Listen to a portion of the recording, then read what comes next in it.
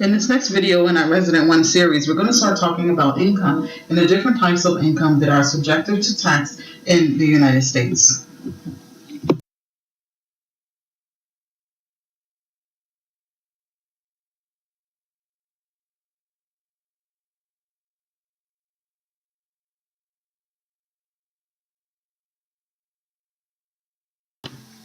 As we start our discussion on income, we need to make sure that we understand that there is income which is taxable and there is income which is not taxable under the Internal Revenue Code.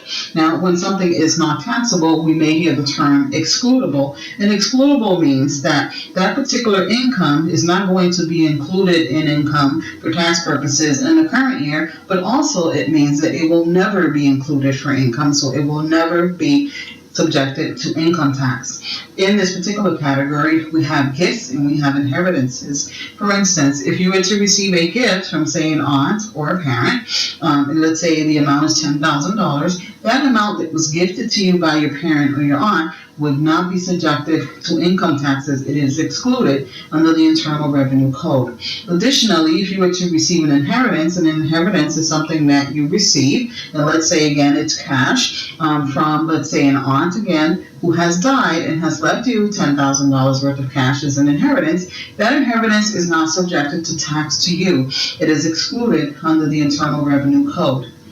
Other types of income that might be excluded is exempt income. And one major example of exempt income you see listed below on the slide under the unearned category is interest income. And interest income that is exempt is normally interest income that you are earning from a bond which you hold from a particular state, such as the state of Massachusetts. The federal government wants to encourage us to invest in our states because if we invest in our state bonds, the states are able to provide the services that they provide for their citizenry without having to seek additional federal funds. So if we do purchase those bonds and assist our states, the federal government allows us to not have to claim the interest income we earn on those bonds as income as a way to motivate us to do so.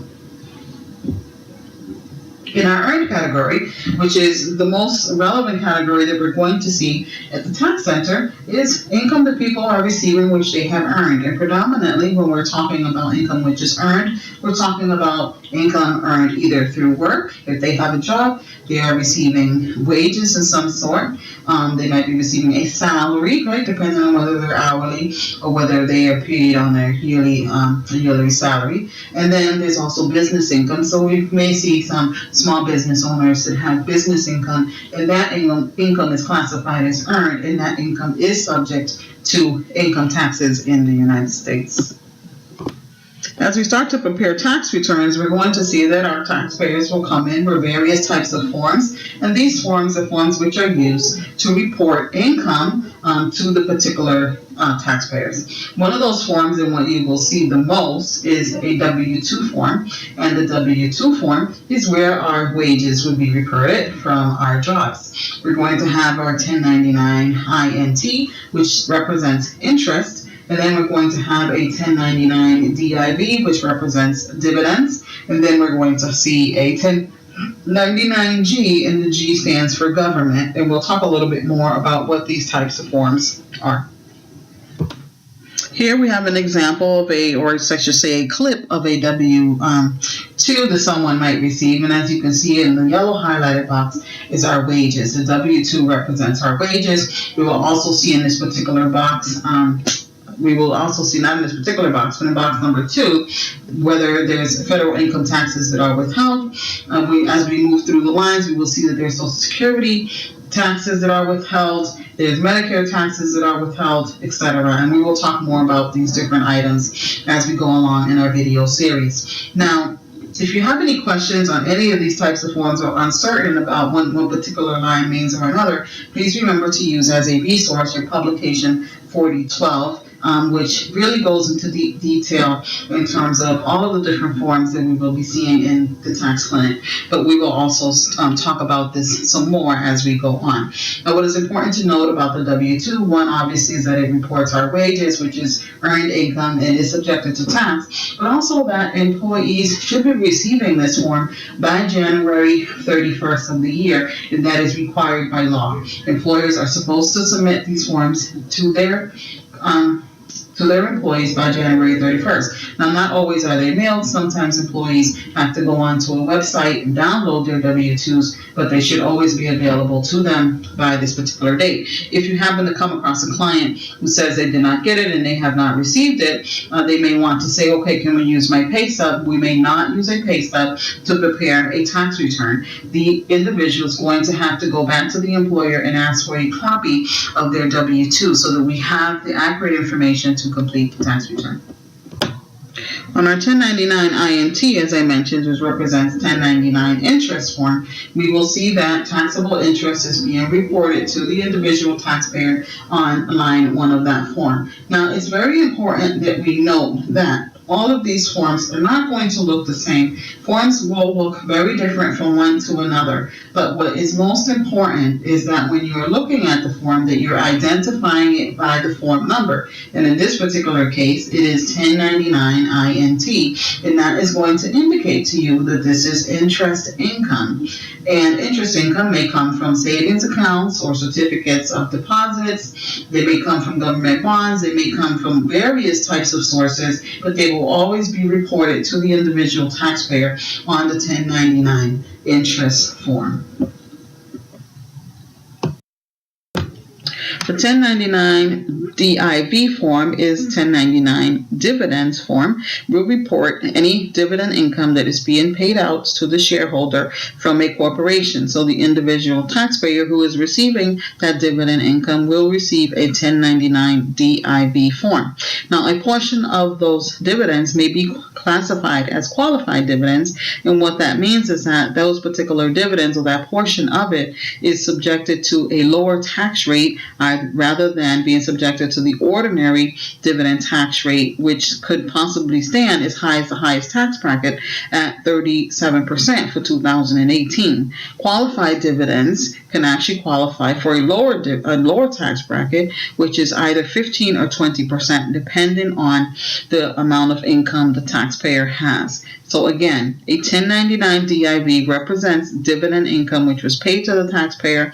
It may be ordinary in nature, and to that extent, if the extent that it is ordinary, it will be subjective to ordinary income tax rates, which for an individual is as high as 37% for tax year 2018. If it's deemed to be qualified, then that portion which is qualified would be taxed at either the 15 or 20% lower tax rate.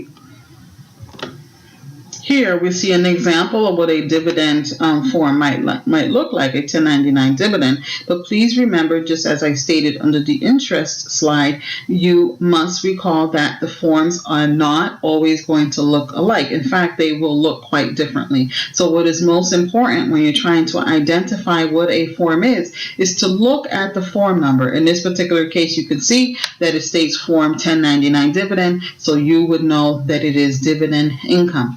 Now, for the purposes of dividend income, we may have to file what is called a Schedule B, and the Schedule B just represents a listing of the particular dividends and potentially interest that was received by the taxpayer, and would have to be completed only if the taxpayer has received ordinary dividends and interest to the excess of $1,500. Taxpayers may also receive a Form 1099-G, and the G stands for government. Remember, again, the tax forms look very differently. They may have a 1099-G from more than one state, and from each particular state, the form may look different from one another. So you want to make sure to always identify the form by looking for the form number, because that does not change. It is consistent because it represents the type of income that the taxpayer is receiving. So in this particular case, the 1099-G is being issued to the taxpayer because in 2017, the taxpayer taxpayer was given a refund of state income taxes which was paid. And if the taxpayer is given a refund in 2017 for income taxes paid to a particular state, in 2018, the federal government says that income is potentially going to be subjected to income tax in 2018 at the federal level, not at the state level, only at the federal level. And when might it become taxable at the federal level? Well, we have to look back and see, did the taxpayer actually itemize deductions in 2017? And we're going to talk about what itemized deductions are in a later video. And if the taxpayer did itemize and received an income tax benefit, which what does that mean? An income tax benefit means that the taxpayer took the amount of taxes which they had paid to the state and were allowed to deduct it as a deduction on the federal tax return. And when they did deduct it on the federal tax return, it actually resulted in their tax liability to the federal government to be less. And if it was less, because of the deduction of the state income taxes that was paid to a particular state, then in that case, the income would be subject to tax at the federal level in 2018. Another type of income which you may come across is what is called an unemployment compensation.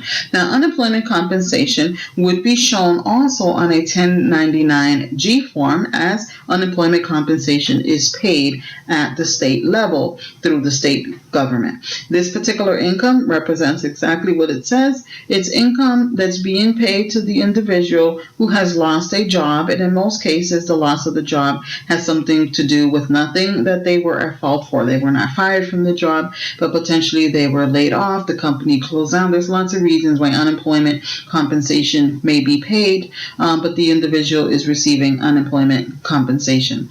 When that individual gets that unemployment compensation, it is taxable to him or her at the federal and the state level. On this slide, we will see a copy of what a 1099-G potentially looks like. Now recall once again, and I will keep reminding you throughout all these series, because students tend to have a lot of difficulty once we start operating the tax center with confusion in terms of forms because they look differently. Please always look for the form number to understand what the type of income is. Do not look for forms to look the same. So here is a 1099-G example, and in our case, you might see information under the payers box that identifies Massachusetts as the payer, I should say. And again, the income is taxable in most states. States that do not have income tax, such as Florida or New Hampshire, obviously would not be taxing unemployment compensation. Now, there's one last thing to consider. Unemployment compensation is not considered to be earned income because the income is not earned. That makes it's pretty logical that it is unemployment, which means you're unemployed, which means you are not working. And if you're not working, you are not earning that income. It is income that is paid out of a fund to help assist those who have lost their job out of no fault of their own, to help them get by for a short period of time. And normally this is only paid out for a few weeks, but it could go on a little longer depending on the particular state rules. And it's usually about half of what the person was earning. So we're not talking about a dollar for dollar benefit for what they had earned on their job, but it is there as support to provide citizenry with support should they have lost their job, and it is a benefit which is also taxable once received at both the federal and at the state level if there is state taxation.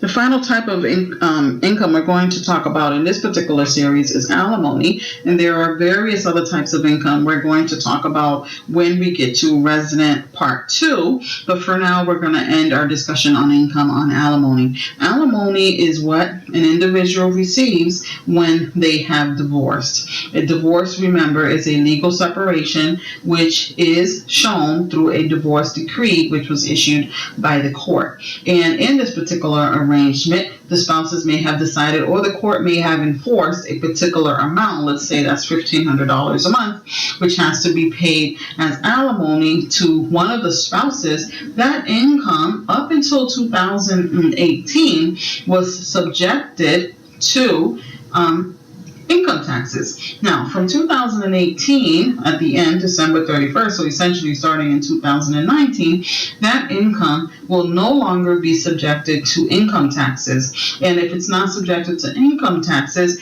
it will also not be allowed as a deduction, which it was allowed for before on the payer. So the person who was paying the alimony was being allowed a deduction against their income in order to reduce their taxable income, and the person who was receiving the income had to pick it up as income and claim it as income, which would increase their tax liability. Starting in January of 2019, that will no longer be the case. So alimony going forward will only be recorded as income if the individuals were divorced prior to December 31st, 2018.